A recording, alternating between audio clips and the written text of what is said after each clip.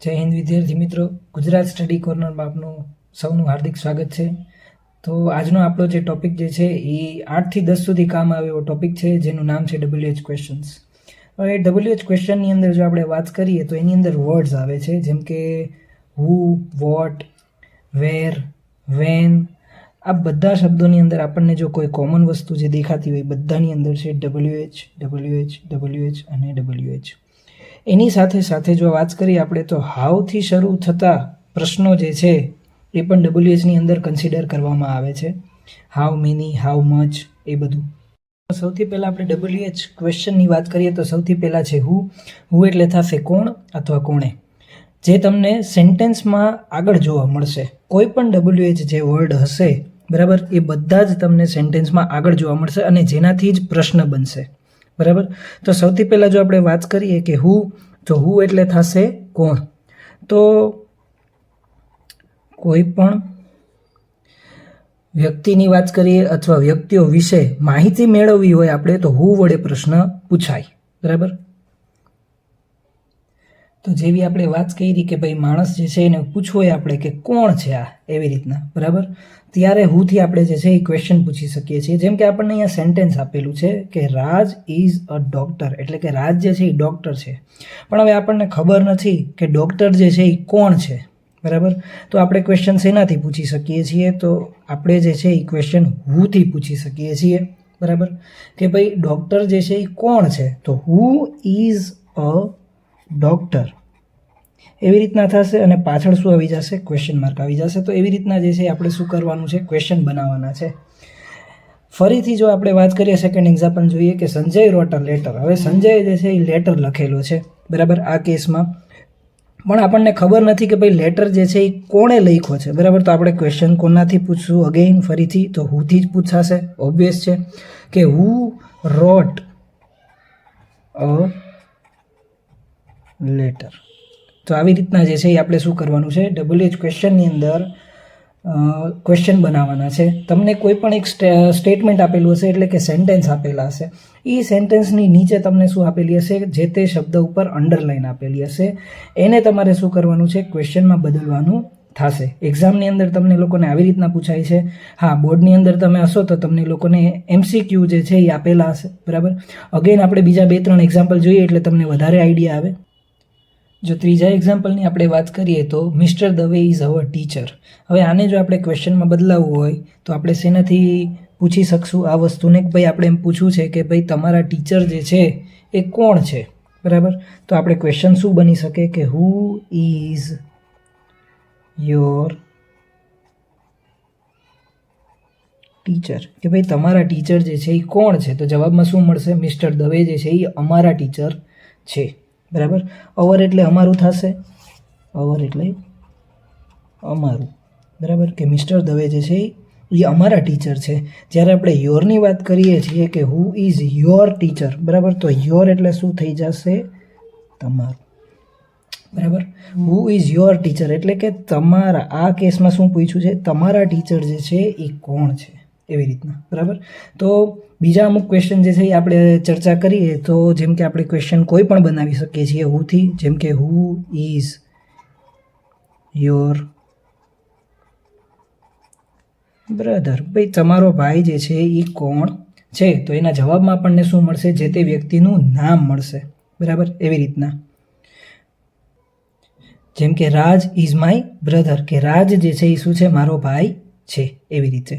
ચાલો, તો હવે આઈ હોપ કે તમારું હુ ક્લિયર થઈ ગયો હશે. તો આપણે સેકન્ડ જે છે એ ટોપિક તરફ વધીએ અને બીજો જે તમારો WH વર્ડ જે છે એ આવશે વોટ. વોટ એટલે શું? વોટ એટલે થશે શું. તમે સેલ્ફ નોટ બનાવી શકો છો, કેમ કે આ તમારા માટે જે છે એ એક હેલ્પફુલ સાબિત થઈ શકે છે. બરાબર. તો વોટ એટલે થશે શું. બરાબર. તો કોઈ પણ જ્યારે આપણે વોટથી ક્વેશ્ચન પૂછીએ છીએ તો આપણને શું મળશે? જે તે વસ્તુની ક્રિયા મળી શકે છે. બરાબર. કે ભાઈ તમે શું કરો છો. બરાબર. એવી રીતના જ્યારે આપણે પ્રશ્ન પૂછવો હોય તો આપણે વોટથી જે છે એ પૂછી શકીએ છીએ. અને સાથે સાથે જો વોટની વાત કરીએ તો કોઈ પણ વ્યક્તિ મળી શકે, વસ્તુ મળી શકે, પ્રાણી, એના વિશે જો આપણે માહિતી જોતી હોય તો આપણે વોટથી પ્રશ્ન જે છે એ પૂછી શકીએ છીએ. ચાલો, તો મેં તમારા માટે અહીંયા ડેફિનેશન લખી દીધી છે. કોઈ પણ વ્યક્તિ, વસ્તુ, પ્રાણી અથવા પક્ષી વિશે માહિતી મેળવવા માટે વોટ વડે પ્રશ્ન જે છે એ પૂછવામાં આવે છે. જેમ કે આપણે એમ કહીએ છીએ કે નીચેનું સેન્ટેન્સ જ જોઈએ એક્ઝામ્પલ તરીકે કે Nitin is writing a letter, એટલે કે નીતિન જે છે એ પત્ર લખે છે. હવે આપણે એમ પૂછવું કે ભાઈ નીતિનભાઈ શું કરે છે, તો ક્વેશ્ચન કઈ રીતના બનશે કે વોટ ઇઝ નીતિન ડુઈંગ, બરાબર, એવી રીતના. તો આપણને જવાબમાં શું મળશે કે Nitin is writing a letter. એટલે કે જો પ્રશ્ન આપણે એમ પૂછીએ છીએ કે વોટ ઇઝ નીતિન ડુઈંગ, એટલે કે એનો મતલબ એવો થાય કે નીતિન જે છે એ શું કરે છે, ત્યારે જવાબ આપણે શું દઈ શકીએ છીએ, સેમ આ જ વસ્તુ કે Nitin is writing a letter, એટલે કે નીતિન જે છે એ પત્ર લખે છે, એવી રીતે, બરાબર. એક્ઝામ્પલ નંબર 2 જોઈએ તો એમ આ વખત ક્વેશ્ચન ઉપર રાખ્યો છે કે વોટ ઇઝ યોર નેમ. તો બધાને ખબર હશે કે ભાઈ તમારું નામ જે છે એ શું છે. તો જો અહીંયા આપણે શેનો ઉપયોગ કર્યો, વોટનો ઉપયોગ કર્યો. એ વોટ એટલે કે શું, નામ જાણવા માટે આ વસ્તુ આપણે પૂછી કે વોટ ઇઝ યોર નેમ. તો ભાઈ આપણે જે છે એ આપણું નામ લખી શકીએ છીએ કે ભાઈ માય નેમ ઇઝ ખાલી જગ્યા જે આપણું નામ હોય એ આ બ્લેન્કની અંદર આવી જાય. નેક્સ્ટ એક્ઝામ્પલની વાત કરીએ, the children are playing football, અને ફૂટબોલ નીચે શું જોવા મળે છે, આપણને અંડરલાઇન જોવા મળે છે. તો આપણે ક્વેશ્ચન એવી રીતના બનાવવાનો છે કે જેનો જવાબ જે છે એ આપણને શું મળવો જોઈએ, ફૂટબોલ મળવો જોઈએ. તો એનો ક્વેશ્ચન શું થશે, what do the children play. એનો મતલબ એવો થશે કે બાળકો જે છે એ શું રમે છે. તો બાળકો જે છે એ શું રમે છે, ફૂટબોલ રમે છે, એવી રીતના, બરાબર. ચાલો, તો હવે આપણે ત્રીજા WH વર્ડ તરફ વળીએ તો એ આપણું છે વેર. તો વેર એટલે શું થશે, ક્યાં. તો કોઈ પણ વ્યક્તિ, વસ્તુ, પ્રાણી અથવા પક્ષી, ટૂંકમાં બધું આવી જાય છે એની અંદર, ના સ્થાન વિશે, એટલે કે આપણે એનું શું જોઈએ છે, સ્થાન જોઈએ છે. સ્થાન વિશે માહિતી મેળવવા માટે વેર વડે પ્રશ્ન પૂછવામાં આવે છે. એટલે આપણે એમ કહીએ છીએ કે ભાઈ પહેલા ભાઈ ક્યાં છે, અથવા તો તમે ક્યાં છો. ત્યારે આપણે જ્યારે પ્રશ્ન પૂછવા હોય તો આપણે પ્રશ્નની શરૂઆત ક્યાંથી કરી શકીએ છીએ, વેરથી કરી શકીએ છીએ. આપણે એમ કહીએ છીએ કે ભાઈ મારી બુક ક્યાં છે, બરાબર. તો વેર આર માય બુક્સ. આ એક સરળ આપણે શું કર્યું છે, પ્રશ્ન બનાવ્યો છે કે ભાઈ વેર, બરાબર, એટલે કે ક્યાં છે ભાઈ મારી બુક જે છે એ ક્યાં છે, એવી રીતે, બરાબર. એવી રીતના વેરથી કોઈ પણ વસ્તુ, પ્રાણી, ટૂંકમાં જ્યારે આપણે વેરથી પ્રશ્ન પૂછશું તો આપણને જે તે વસ્તુની શું મળી શકે છે, સ્થાન, એટલે કે સ્થિતિ અથવા જગ્યા મળી શકે છે, બરાબર. કે આ અહીંયા છે, આ પેલું છે, તમે ક્યાં જાઓ છો. તો સરળ પ્રશ્ન બને છે again, where are you going, તમે ક્યાં જાઓ છો ભાઈ, એવી રીતના, બરાબર.